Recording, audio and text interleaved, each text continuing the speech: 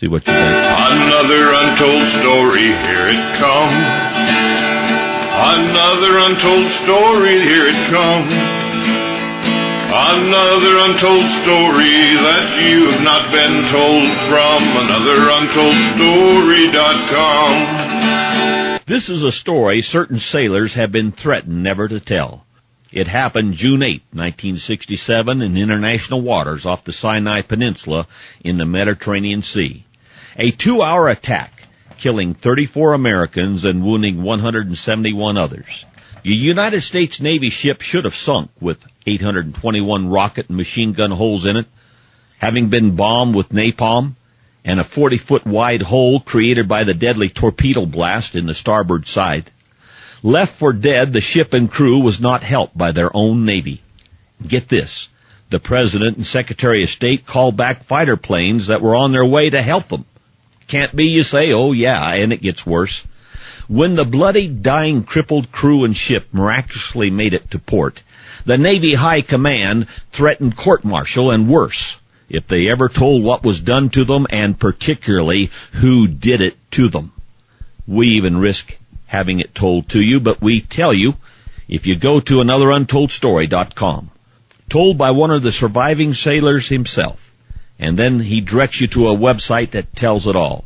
Go to website AnotherUntoldStory.com to get the story that's not supposed to be told. AnotherUntoldStory.com. For another untold story, go to AnotherUntoldStory.com. AnotherUntoldStory.com. AnotherUntoldStory.com. AnotherUntoldStory.com. Oh my, it seems that some people don't like Pastor Peters for telling on them. Want to know why the slander and lies from the Antichrist enemies against your Christian pastor, Pastor Peters? It's obvious, isn't it? And isn't it obvious why the Antichrist Jewish Anti-ADL, Anti-Defamation League of the B'nai B'rith post what they do about your Christian pastor?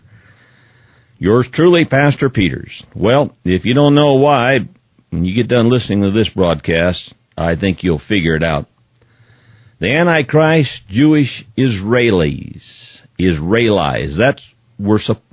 were supposed to be our allies when they bombed, terrorized, and murdered American sailors 41 years ago, this June 8th. Isn't that true, Phil Turney? Absolutely, Pastor Peters. And again, thank you for the honor of you give me this time with you and to express our views and how we think and what went on and why it happened and why it shouldn't have happened and why it continues today. And, well, I want to say this. The honor is mine and my audience to be able to hear from a survivor, not only a survivor, but an overcomer. For 41 years, you, I understand, Phil Turney, one of the survivors from the USS Liberty, have been fighting to get the truth out about what happened, even though you've been threatened, even life-threatened. Is that right? Oh, absolutely. Even worse than that, Pastor Peters. In the last year, I've had 2 of my vehicles, all the lug nuts, run off of them, and one of them was in my son's truck. And what happened, I was with him. They like to kill men's sons. We know they killed the Lord's son. Tell us about how many sons were murdered that day, Phil? There were 34 men. Pastor Peters, I've changed my story on murdered. I'd like to call them executed. All right, I think that's appropriate. They were not murdered. They were summarily executed by the government of Israel, just the same as they had put them on their knees and put a .357 to the back of their heads and blew their heads off. Same difference. But it's even worse than that.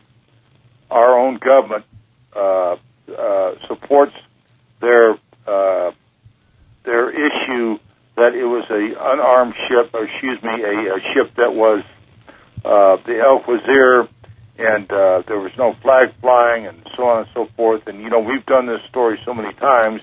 And now I want you to remember that you have an audience listening that never heard it, and think of it that way. First of all, how many were executed?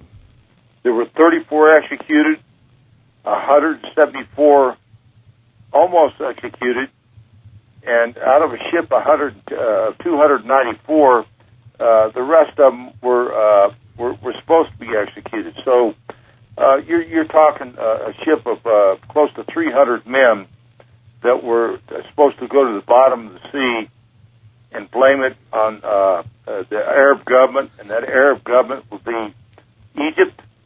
Okay, let's start. It was June 8, 1967. You were in international waters. It was a time of the infamous 7-Day War. And give us, my audience, a scenario, what was going on. Men were sunbathing on the deck and somebody was flying over. Let's start right there. Okay, let's start in the morning on June the 8th. I was on the 4-8 watch, and the airplanes that were coming over were clearly marked with the Star of David. Some of them called them flying boxcars. Others, they were like Cessnas and so on and so forth. And we were very happy and proud and just elated that we had our very, very, very best friends in the whole world out there to help us in case anything went wrong. And the Israeli pilots would wave at us, and we'd wave back. Our American flag was flying. USS Liberty was clearly painted on its stern. GTR-5 was on both sides of the stern, and GTR-5 in larger letters was on its bow.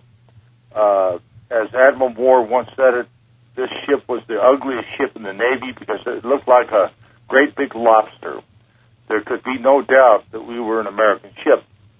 And by the way, Pastor Peters, the Israeli government radioed the embassies, and also this was picked up far, far away in different countries, that they knew we were an American ship and in the area.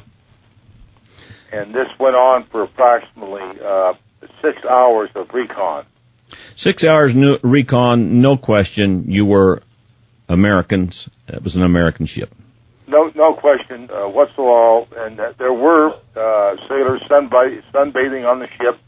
We had no inkling or we're worried about anything because our good friends, our best buddies in the whole world, the Israeli government, if anything ever did happen, were there to protect us.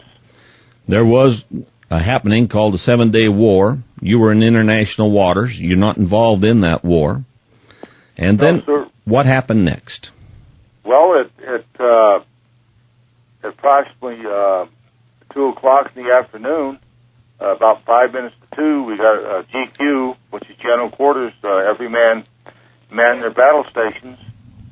And soon after that, we were under attack by unmarked, I want to remind you, the unmarked jet aircraft. We had no idea who was attacking us.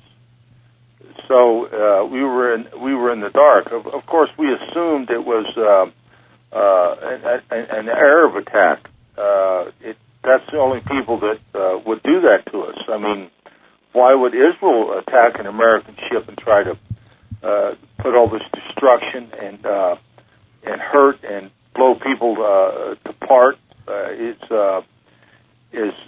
Was unfathomable to us. We just couldn't believe it. We knew that the Arab state was doing it, and they took out every tuning antenna we had except one. They shot down our flag. We put up another one. They fired at anybody that was on deck. The airplanes, they say only there were 3, but through forensic information, there was at least 12 to 18 aircraft that attacked that ship. There were over 821 cannon rocket holes. There were 2 huge canisters of napalm dropped on the ship.